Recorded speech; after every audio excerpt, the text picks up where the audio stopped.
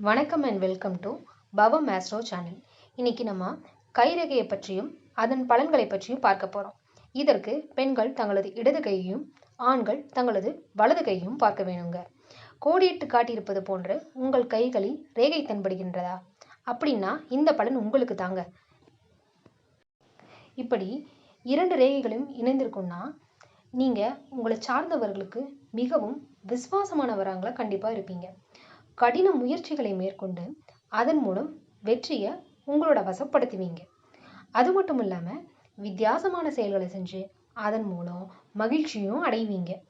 இப்படி மனக்கோடும் வாழ்க்கை கோடும் இணைந்திருப்பவங்க உங்கள் வாழ்க்கை சின்னதாக இருந்தாலும் உங்களை சுற்றி இருக்கிற உறவுகள் எப்போதுமே பெருகியே காணப்படுங்க.